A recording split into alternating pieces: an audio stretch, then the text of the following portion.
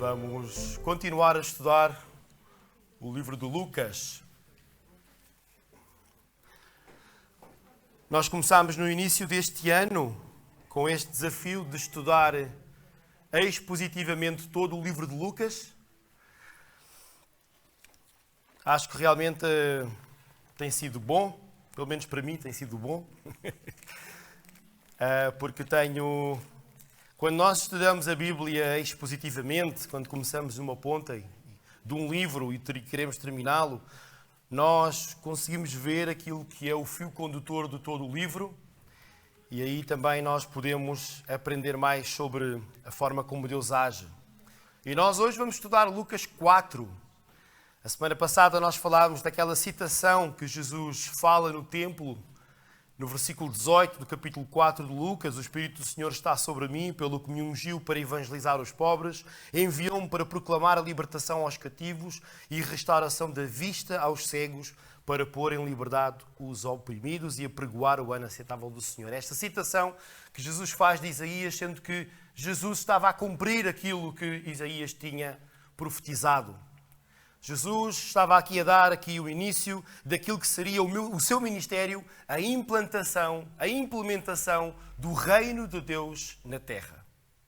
E a partir daqui, aquilo que nós vamos ver é que existem muitas manifestações visíveis daquilo que são realidades espirituais, mas que começa a ser visível e começa a ser manifestado porque quando Jesus vem, ele vem e declara guerra àquilo que são as trevas.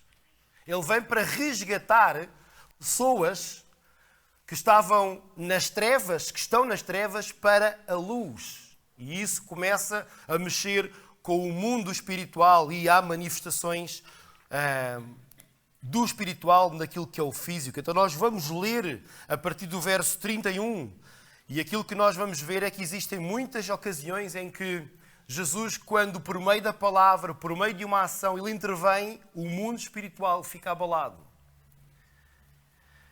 E nós vamos tentar interpretar também aquilo que pode ser estas ações, sabendo que vivemos num tempo diferente daquilo que é o tempo que Jesus vive, de que isto é relatado. Vamos ler então Lucas 4, 31 a 41.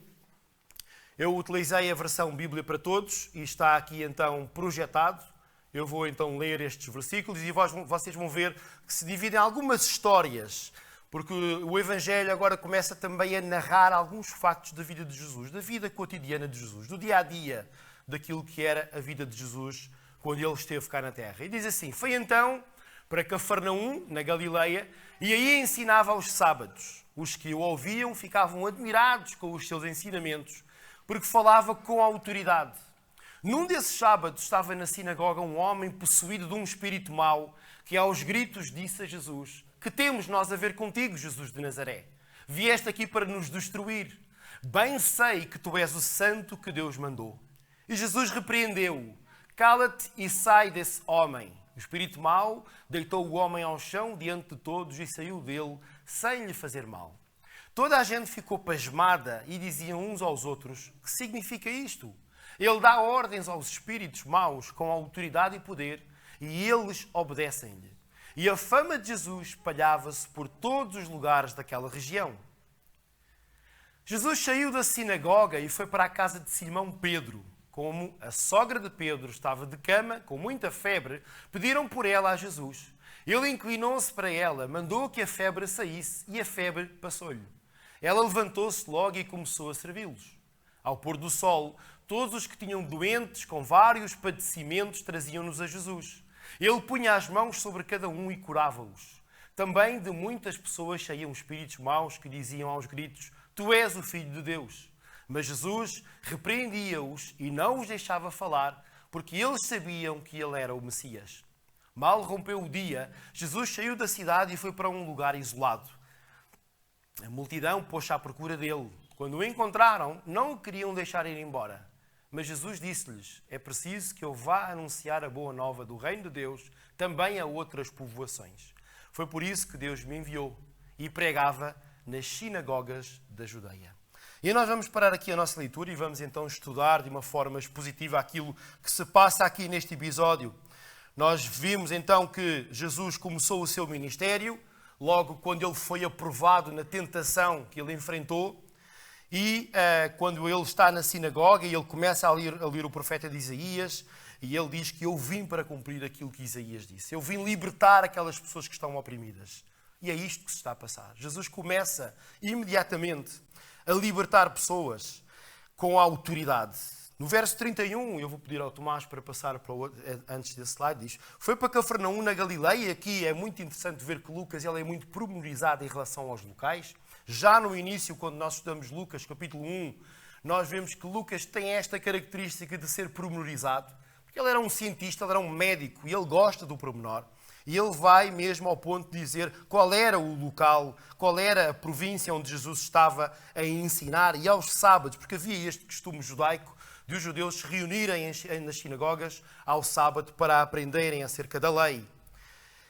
E aqui diz que os que ouviam Jesus ficavam admirados com os seus ensinamentos porque falava com autoridade. E aqui, nós, irmãos, quando falamos das coisas de Deus, nós temos que falar mais do que com autoridade, com convicção. Nós temos de ser convictos naquilo que estamos a dizer. Nós não podemos vacilar aqui entre dois pensamentos, se a nossa fé é ou não uma fé verdadeira, se a Bíblia é ou não a palavra de Deus, se isto de ser cristão, de ter Jesus como Senhor, se é ou não o caminho certo. Não podemos vacilar. Jesus, quando falava com autoridade. O que ele dizia, as pessoas ouviam. E nós podemos tirar daqui um ensinamento também. Não com a nossa autoridade, mas se nós somos cristãos, pequenos cristos, e Jesus habita em nós, nós podemos falar com a autoridade, mas com a autoridade dele. Ele tem toda a autoridade. Por isso nós, quando somos confrontados com ideologias do mundo, com ideias que contrapõem a nossa fé, que tentam desvalorizar aquilo que é a Bíblia, que tentam desvalorizar a pessoa de Deus, nós devemos falar com convicção, explicar a razão da nossa fé. Explicar a fé que temos, explicar o Evangelho com convicção. Não devemos sentir vergonha. Não devemos viver vidas de crente escondidas. Não é aquele crente detetive, ninguém sabe que ele é crente. Que todos os dias vai para o trabalho e tenta se esconder e há alguém que diz: ouvi dizer que tu andas numa igreja. Eu? Não, isso é outra pessoa, é engano. A pessoa vive com vergonha. Não devemos viver com vergonha. Devemos ter ousadia. E o orgulho, no bom sentido da palavra, devemos estar orgulhosos de que um dia Deus nos escolheu. Deus nos deu esta missão de sermos os seus representantes nesta terra. De sermos embaixadores de Cristo. E isto deve nos trazer satisfação em Cristo. Depois, Jesus, no verso 33, diz: num desses sábados estava na sinagoga um homem possuído de um espírito mau, que aos gritos disse a Jesus: que temos nós a ver contigo, Jesus de Nazaré? Vieste para nos destruir? Bem sei que tu és o santo que Deus mandou. E é interessante ver que o demónio tinha mais consciência de quem era Jesus do que as pessoas que estavam ali à volta. Os demónios sabem quem são Jesus. As hostes espirituais sabem quem é Jesus. Nesta declaração que este espírito mau faz, nós podemos ter atenção a três aspectos. Existem demónios e hostes espirituais malignos, nós não podemos ignorar isso. Nós não podemos viver nesta terra como cristãos e pensar que isso é algo que são histórias de encantar, são histórias da carochinha. Não. Existe uma realidade espiritual, das quais existem as hostes espirituais das trevas, aquelas que nos tentam fazer cair em tentação, que nos tentam demover do caminho do Senhor, que nos querem derrotar, que nos querem acusar, que nos querem fazer desviar. Existe. Mas essa realidade espiritual também existe no lado bom, na luz. Existem anjos. E a Bíblia fala muitas das vezes que anjos que estão ao nosso derredor para nos proteger, para nos motivar. E existe o Espírito Santo, que é Deus, que habita em nós. Que é Espírito. Deus é Espírito. É o que a Bíblia diz. Deus é Espírito. E importa aqueles que o adorem, adorem em Espírito e em verdade. E nós sabemos que, existindo esta realidade espiritual, aquilo que a Bíblia nos diz, e esta realidade espiritual, por vezes tem manifestações no material, não é muitas vezes, não é sempre. Nós sabemos que às vezes há certo tipo de comunidades que exploram ao máximo esta situação da manifestação prática daquilo que é o espiritual. E há certos rituais que aquilo às vezes até é mais confusão do que algo que é claro. Mas, irmãos, nós não podemos cair no 8 e no 80. Não podemos cair no lado oposto e dizer que não há nada e desvalorizar isso por completo. Não, isso são coisas que não... Foi impressão tua, foi alguma coisa que tu tiveste uma impressão que... Não, há uma realidade espiritual. A Bíblia torna isso claro. E a Bíblia até vai mais à frente e diz que em Efésios 6,12, por favor... Efésios 6,12 diz que a nossa luta, a nossa guerra não é contra seres humanos que temos de combater, mas contra poderes e autoridades que dominam este mundo da escuridão e contra os espíritos do mal que não se veem. Às vezes o problema é que nós tentamos combater estes espíritos maus com algumas ações que aquilo mais parece ser manifestações de poder, de magia e o poder, e o pastor começa lá a fazer umas coisas assim exteriores. Irmãos, a Bíblia diz que a forma como nós temos de combater estas hostes espirituais é por meio da oração, por meio da leitura da palavra, da meditação da palavra, por meio de uma vivência de uma vida santa. Uma vida em que eu, no meu dia-a-dia, quando acordo segunda-feira para ir para o trabalho, eu tomo como decisão no dia de amanhã, no dia de hoje, de segunda-feira, de combater o pecado com toda a minha força. De resistir ao diabo e ele vai fugir de mim. De resistir às tentações. Esta é a forma como nós temos de combater aquela que é a batalha espiritual que nós vivemos. Nós não podemos viver neste mundo iludidos ou distraídos, não pensando que não existe uma batalha. Existe uma batalha.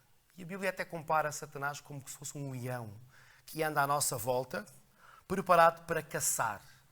Ele anda à nossa volta a rodear a presa. E ele está à espera de um sinal de fraqueza. E ele vai e ataca. E ataca. Por isso nós temos que andar nesta terra atentos. Atentos àquilo que se passa à nossa volta. E não podemos desvalorizar, às vezes, certas coisas que passam na televisão, no nosso WhatsApp, nos sites lá da internet.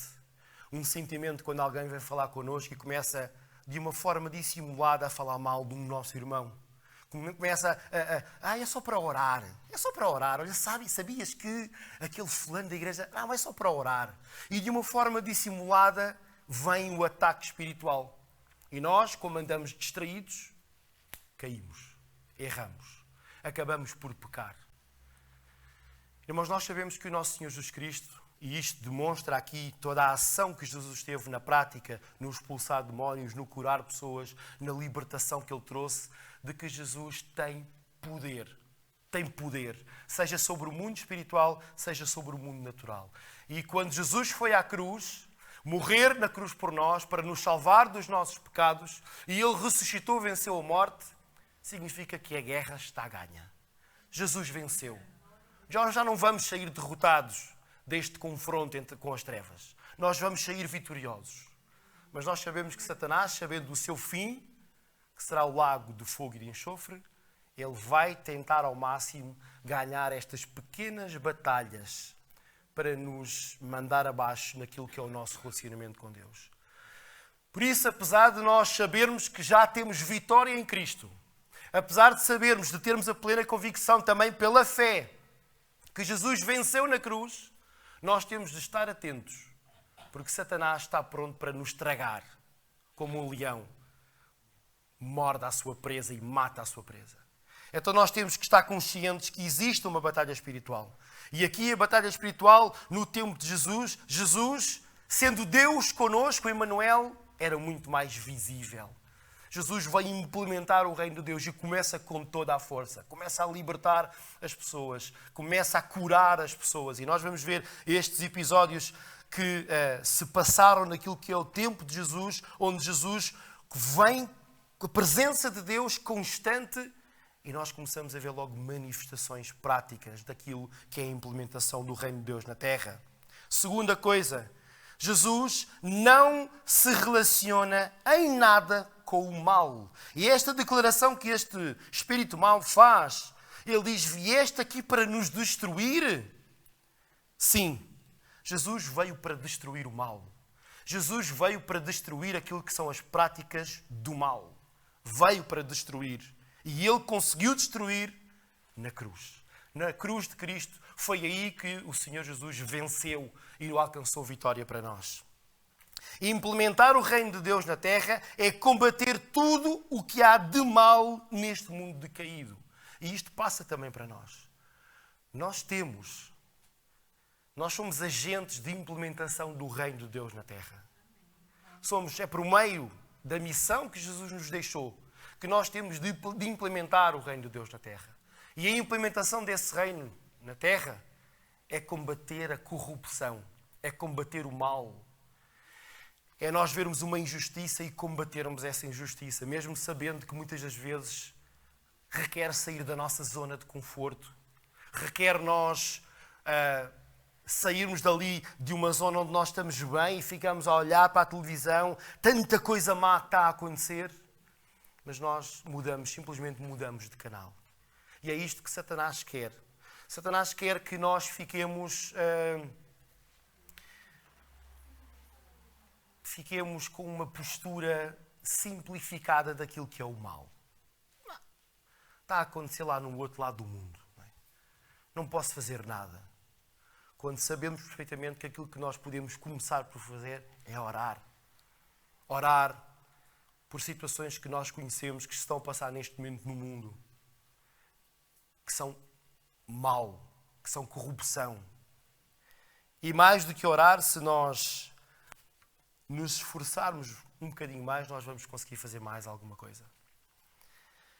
Então, Jesus veio para derrubar o mal e nós, como agentes, como cristãos, temos também essa função de combater o mal. Depois, em terceiro lugar, os demónios sabem bem quem Jesus é. Eles sabem. Eles acreditam, porque eles sabem que existe. A Bíblia até diz que eles acreditam e tremem, porque eles sabem a autoridade que Jesus tem. E isso leva-nos a pensar uma coisa, que qualquer coisa que eu faça, que nós façamos, na implementação do reino de Deus na terra, tem de ser feito em nome de Jesus. Porque é Jesus que tem a autoridade. É no nome dele que existe a autoridade. E os demónios sabem isso. Os demónios tremem com o nome de Jesus declarado. Nós não devemos fazer as coisas pela nossa força, pela autoridade que achamos que temos, porque existem realmente muitos líderes que acham que têm essa autoridade e essa autoridade vem deles próprios e depois caem à grande. Mas na questão do mundo espiritual, e o mundo espiritual que tem manifestações no material, tudo aquilo que nós fazemos deve ser feito em nome de Jesus. Porque é no nome de Jesus que existe o verdadeiro poder. O verdadeiro poder pertence a Jesus. Dá para perceber, irmãos? O verdadeiro poder está em Jesus. Verso 35 diz: Jesus repreendeu, cala-te e sai desse homem. O espírito mau deitou o homem ao chão, diante de todos, e saiu dele sem lhe fazer mal. Toda a gente ficou pasmada e dizia uns para os outros: que significa isto? Ele dá ordens aos espíritos maus com autoridade e poder, e eles obedecem-lhe. E a fama de Jesus espalhava-se por todos os lugares daquela região. Nós podemos ver aqui a manifestação do poder de Jesus quando Jesus interpela poderes espirituais malignos e eles obedecem. Jesus, ao implementar o reino de Deus na terra, decaída pelo pecado e dominada pelo príncipe deste mundo, começa a abanar, a mexer com o mundo espiritual. Espíritos maus não têm outra alternativa senão cumprir com aquilo que Jesus lhes estava a dizer. Porquê? Porque Jesus tem a autoridade. Ele é o Senhor de toda a criação. O poder de Jesus está acima de qualquer entidade que possa existir. Não há nada que faça frente ao poder de Jesus, irmãos. Nós temos de ter esta consciência de que seguimos um Senhor que é todo poderoso. Não há nada que faça frente. Um dia perguntaram-me, num contexto de reunião de jovens, o que é que poderia fazer frente ao poder de Deus. E alguns jovens disseram: a nossa velha natureza, Satanás, o príncipe deste mundo. E o pastor, na altura que estava a dar a palestra, disse: nada faz frente ao poder de Deus. Nada. Nós não podemos pensar que os espíritos maus, o próprio Satanás, está ao nível daquilo que é o poder de Deus. Irmãos, está tudo abaixo e bem abaixo daquilo que é o poder do nosso Deus. O nosso Deus é todo poderoso e nada lhe faz frente. Aqui nós temos uma declaração em Mateus 28:18 que diz: então Jesus aproximou-se dos discípulos e declarou: foi-me dado todo o poder no céu e na terra. E este todo o poder é realmente todo o poder. Seja mundo espiritual, seja mundo material. Qualquer tipo de poder que nós possamos vir a ter, no sentido de pregação da palavra, no sentido de cura, no sentido de outra manifestação de poder, tem de vir de Jesus em nós. Da intimidade que mantemos com Jesus. Não da nossa própria força, como há pouco eu disse. Outro aspecto interessante é as pessoas que assistem a esta interação de Jesus com o mundo espiritual ficaram surpreendidas. E questionaram-se: que significa isto? Ele dá ordens aos espíritos maus com autoridade e poder e estes obedecem-lhe. Isto acontece porque, para as pessoas que acabam por estar cegas espiritualmente falando, elas não entendem as coisas espirituais. Elas não conseguem entender. E isso parece-lhes confusão. Mas nós, que somos habitados pelo Espírito Santo, o Espírito Santo começa a efetuar um trabalho em nós, começa a abrir a nossa visão para termos uma percepção daquilo que é a área espiritual. De que efetivamente existe uma realidade espiritual. De que existem coisas a acontecer no mundo espiritual. E esse tipo de coisas, seja tanto das trevas como da luz, é algo que de uma forma natural é atrativo para as pessoas. As pessoas sentem-se um pouco atraídas com aquilo que são as manifestações espirituais visíveis. E quando há um show, um espetáculo onde há poder espiritual manifestado no material, as pessoas sentem-se atraídas por isso. Isto para chegar aonde? Nós vemos aqui que a fama de Jesus se espalhava e as pessoas sentiam-se atraídas por isso. Isto para dizer que muitas das vezes Satanás pode usar manifestações espirituais visíveis relacionadas com bruxaria, com feitiçaria, com macumbaria, etc. Por estas serem manifestações visíveis e algumas delas espetaculares no sentido, não é uau, espetacular, não é isso, é espetacular no sentido em que é algo visível, é algo sobrenatural, não faz parte do natural do material.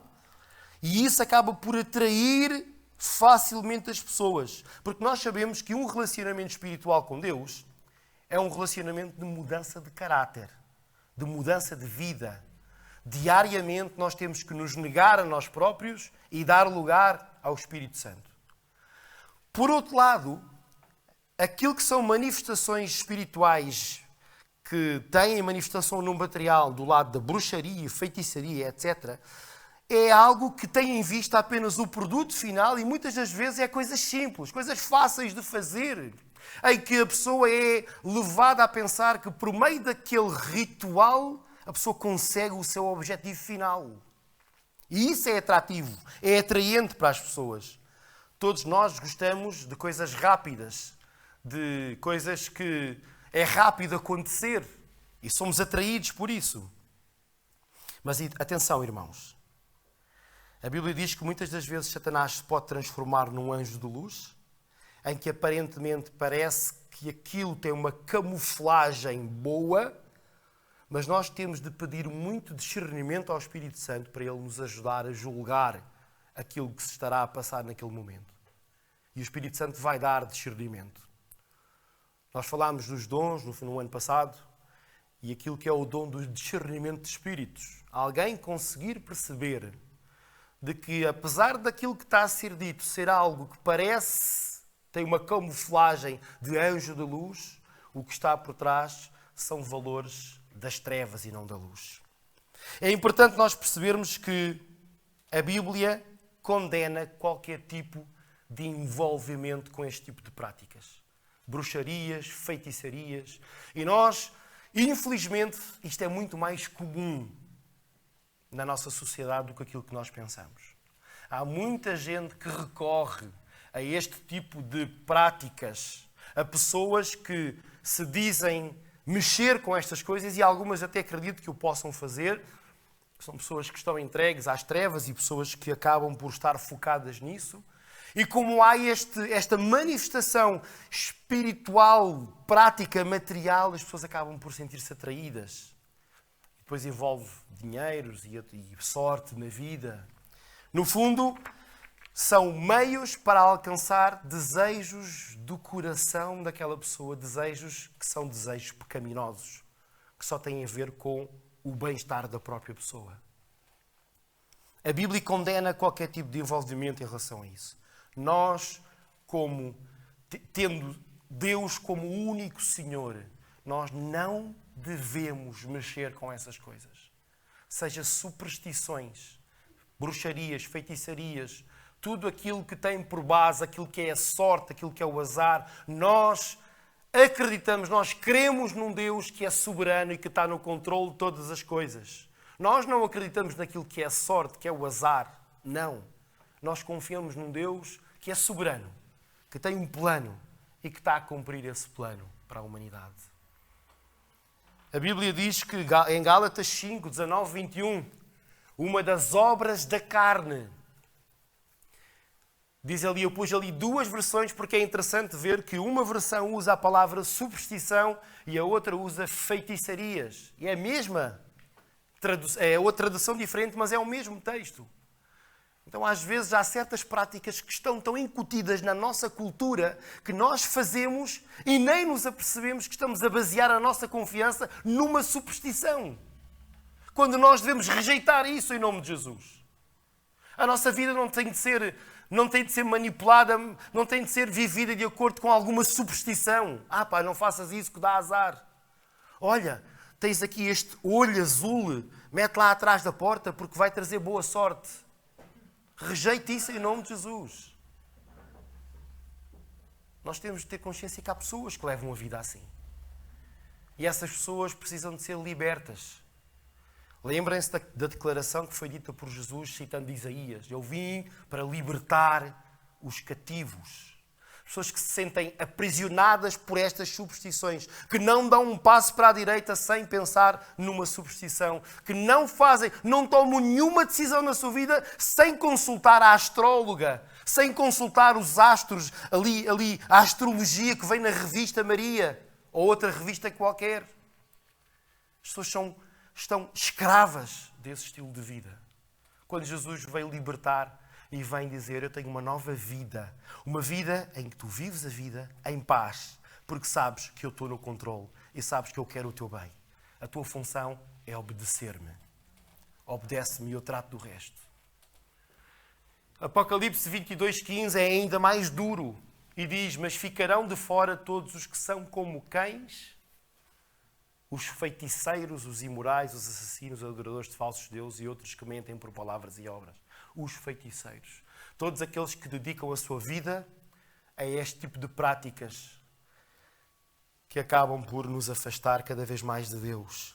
Então, irmão, pode acontecer até que faça alguma prática sendo tradição, porque esta é uma tradição que está tão enraizada, esta questão das superstições. Tanta coisa acontece no nosso dia-a-dia que nós temos que parar e pensar, porquê é que eu faço isto? Será que aquilo que eu estou a fazer é desconfiar de Deus e confiar mais naquilo que é a sorte? Pare, em nome de Jesus, e deposite toda a sua confiança em Deus. Li um textozinho que eu vou ler aqui. A feitiçaria é algo reprovável por Deus. Quando alguém recorre à feitiçaria, está a quebrar os mandamentos de Deus. Podemos entender algumas práticas como feitiçaria, que é o esoterismo, leitura das mãos, leitura de cartas, adivinhação, e até há muitas agora nas redes sociais, muitas pessoas que acabam por ter tempo de rede social, a ler cartas, a poder explorar estas fraquezas que as pessoas têm do futuro, do medo do futuro. Nós não temos de ter medo do futuro, Porque o nosso Deus é o Deus do futuro. Para Ele não há passado, presente e futuro. Ele sabe tudo. Ele controla. Magia negra ou magia branca, às vezes, para camuflar aquilo que pode ser aquela magia, dar-lhe uma roupagem mais aceitável. Consultar espíritos ou anjos, consultar mortos, hipnose, rituais de cura, consulta de médiuns, astrologia, bruxaria, superstições, incorporar espíritos, psicografia, encantamento ou lançar encanto, popularmente conhecido como fazer o arranjo, fazer o trabalho, macumba. Devemos deixar imediatamente e completamente toda a prática ou consulta desse tipo e depositar toda a nossa confiança em Deus. Ficou claro, irmãos? Verso 38 de Lucas 4 diz: Jesus saiu da sinagoga e foi para a casa de Simão Pedro. Como a sogra de Pedro estava de cama com muita febre, pediram por ela a Jesus. Pedro gostava muito da sogra. Alguns, se calhar, não fariam isto, mas eu faria, porque a minha sogra é espetacular. Verso 39. Ele inclinou-se para ela, mandou que a febre saísse e a febre passou-lhe. Ela levantou-se logo e começou a servi-los. Ao pôr do sol, todos os que tinham doentes, com vários padecimentos, traziam-nos a Jesus. Ele punha as mãos sobre cada um e curava-os. Também de muitas pessoas saíram espíritos maus que diziam aos gritos: Tu és o Filho de Deus. Mas Jesus repreendia-os e não os deixava falar, porque eles sabiam que ele era o Messias. Irmão, Jesus não mostra aqui só poder no campo espiritual, mas também no campo material, no corpo, naquilo que é o nosso corpo. E nós temos de perceber que nesta fase onde nós estamos a viver, somos constituídos por corpo também. Somos espírito, é verdade, mas também somos corpo. E o nosso corpo faz parte da nossa vida. Aliás, a Bíblia até diz que o nosso corpo é templo do Espírito Santo. Nós devemos tratar do nosso corpo. E aqui Jesus cura fisicamente muitas pessoas. Eu creio na cura. O nosso Deus é um Deus que cura. Aliás, o Evangelho é uma história de cura. Jesus, quando nos traz o Evangelho, Ele nos quer curar daquilo que é a maldição do pecado. E Ele cura. Mas Ele cura quando Ele quer. E se Ele achar que a cura física vai trazer benefício espiritual, Deus vai fazer. Se Ele encontrar aí alguma situação em que Jesus, Deus, diz a cura física não vai beneficiar o teu crescimento espiritual, provavelmente Deus não vai curar. Porque aquilo que é o mais importante para Deus é o nosso crescimento espiritual. Porquê? Porque é aquilo que é eterno. O nosso corpo, alguns mais 20, 30, 40, 50 anos, vai acabar. É verdade que mais tarde iremos ressuscitar corporalmente, mas vai ser um novo corpo. Este corpo que sofre doença, que sofre dor, que a barriga cresce, que engorda. Este corpo tem valor para Deus, mas tem valor no sentido em que o crescimento espiritual, a nossa maturidade espiritual, rumo à estatura de Cristo, é aquilo que é o mais importante. Se Deus olhar para a tua vida e tu padeceres de uma necessidade física, seja uma doença, qualquer coisa relativamente à saúde, Deus pode curar, pode. Em nome de Jesus, Deus vai curar. Mas nós temos de perceber também que pode haver situações em que Deus não vai curar. Porque senão, irmãos nossos de fé não morriam com doenças. Conheço muitas pessoas que acabaram por morrer de uma doença terminal. Então o que é que se passou ali?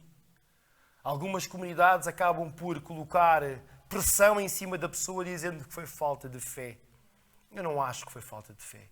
Eu acho é que na leitura que Deus fez, Deus, sendo poderoso, sendo soberano, sendo com todo o poder que Ele tem, Ele olhou e disse: não vai haver vantagem para o teu crescimento espiritual se eu te curar fisicamente. Tu vais crescer mais se eu não te curar do que se eu te curar. E quantas vezes é assim? Quantas vezes Deus permite certas situações na nossa vida, incluindo doença física, para que nós possamos nos aproximar dele. Porque nós sabemos que muitas das vezes é por meio das dificuldades que nós acabamos por nos virar para Deus. Porque quando está tudo bem, parece que nós temos uma tendência para está tudo bem, já não vou à igreja, já não vou mais orar, mais ler a Bíblia, ou diminuo a frequência com que faço isto. E aí começamos a substituir Deus por outras coisas. E na verdade, e eu não estou a dizer que isto acontece para todas as pessoas, cada caso é um caso, mas na verdade é quando eu tinha um chefe meu, no meu trabalho, que dizia: os parafusos de vez em quando precisam de levar um aperto. Porque eles naturalmente vão desapertando. E parece que nós, como cristãos, às vezes somos assim. Andamos tão distraídos com esta vida que Deus chega e aperta o parafuso. Epá, afinal, eu preciso de Deus mesmo. E estas circunstâncias que Deus permite, nunca acima daquilo que nós podemos suportar, essa é uma promessa que nós temos. Tudo o que nos vem, e mesmo doença física, nós conseguimos suportar, porque Ele é fiel, Ele não mente, dizendo que, ok, tu consegues, mas não consegues, na verdade tu és fraco e não vais conseguir. Nós conseguimos. Ele não vai trazer provação à nossa vida que nós não vamos conseguir suportar. Mas vamos deixar a decisão de curar para Ele. Ele sabe se deve curar ou não. Nós oramos por cura, nós manifestamos o nosso desejo para que Deus possa curar, mas isso, irmãos, não é garantia de que Deus vá curar. Nesta situação, Jesus curou. Jesus curou a sogra de Pedro e ela, ao ser curada, começou logo a servi-los. Irmãos, só dizer aqui para concluir esta parte da doença, da cura, aquilo que Deus está mais interessado é que exista crescimento espiritual na nossa vida. Que a nossa vida possa estar cada vez mais rumo à estatura de Cristo. Amém, irmãos? Terminando então o verso 42 até o 44. Mal rompeu o dia, Jesus saiu da cidade e foi para um lugar isolado. A multidão pôs-se à procura dele. Quando o encontraram, não o queriam deixar ir embora, mas Jesus disse-lhes: é preciso que eu vá anunciar a boa nova ao reino de Deus, a boa nova do reino de Deus também a outras povoações. Foi por isso que Deus me enviou e pregava nas sinagogas da Judeia. Jesus procura lugares isolados. É uma característica que Jesus tem. Se nós vamos ler os evangelhos, seja Mateus, seja Marcos, Lucas ou mesmo João, nós vemos muitas vezes Jesus sair para um lugar isolado com que objetivo? Para manter a sua intimidade com o Pai, para orar, para falar com o Pai. Isto é uma prática, irmãos, que nós devemos cada vez mais manter. Nós sabemos que vivemos vidas frenéticas. Quando não é pelo trabalho, é pelo entretenimento. Não há coisa que nos falte para fazer. A última série que saiu, o último filme, o chefe que pediu para fazer aquilo, o trabalho, o cliente que... Não há coisa que nos falta. Quando não é o entretenimento, trabalho, é a família, o filho que quer atenção, a esposa ou o esposo que quer atenção. Não há coisas que nos falte para fazer. Pois nós devemos ter este costume de nos isolar de vez em quando, ir para o nosso cantinho, lá em casa, ou seja onde for. Às vezes é no carro, às vezes é no meio do mato, lá na serra, e tirar tempo para estar com o Pai. Para estar com o nosso Pai, com Deus. Para ouvir Deus, para falar com Deus, para manter esta intimidade com Deus. É muito importante. Irmãos, nós acabamos por mostrar que alguém é importante na nossa vida com o tempo que investimos na vida dessa pessoa. Nós não podemos dizer que Deus é importante para nós quando passa a semana e o único local, o único momento em que ouvimos falar de Deus e ouvimos alguma coisa de Deus é aqui ao domingo à tarde. É muito fraco, é pouco. É pouco para alguém que quer ter intimidade com o Senhor. Para alguém que quer manifestar na prática aquilo que às vezes diz a cantar: Senhor, transforma-me. Pois a forma como Deus tem para te transformar passa por tu ficares momentos isolados só com Ele no pensamento, a louvar, a adorar, a ler a palavra dEle, a orar.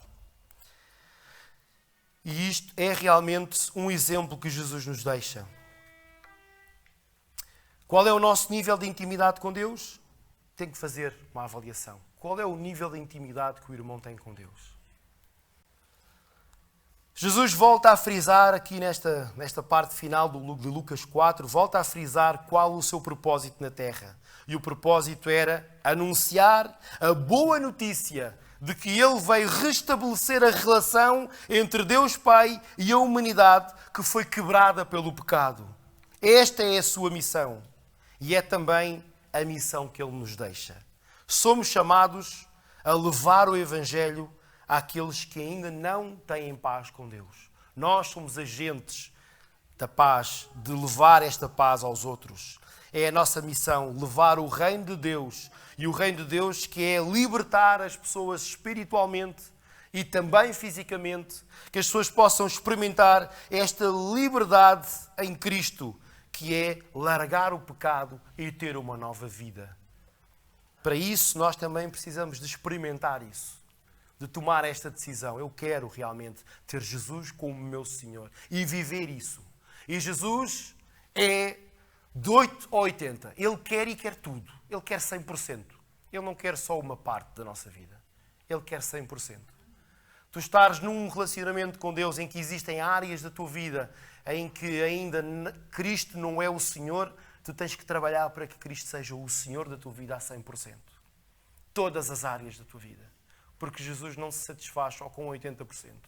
Ele quer 100% das nossas vidas. Nós somos agentes do reino, como eu tinha falado. Jesus é que tem o poder, seja no campo espiritual, seja no campo material. Jesus quer nos restaurar de uma forma completa, quer restaurar as pessoas de uma forma completa, seja espiritualmente, seja fisicamente também. Mas, e eu quero terminar com esta ideia, se tiver de optar entre uma e outra, Jesus vai optar sempre pelo crescimento espiritual. Porque é livrando-nos de pecado e não livrando-nos da doença física que Ele nos vai dar a salvação. É livrar-nos do pecado. É que Ele traz a salvação por toda a eternidade. Podemos padecer uma necessidade física durante toda a vida e mesmo assim vamos para o céu. E por toda a eternidade vamos estar com Deus. Amém, irmãos? Temos este propósito de levar esta boa notícia aos outros. Que por meio do poder que Jesus nos deixou, nós possamos ter a ousadia de espalhar esta boa notícia do Evangelho, de que Jesus veio para trazer vida e vida em abundância. Que o Senhor nos possa abençoar.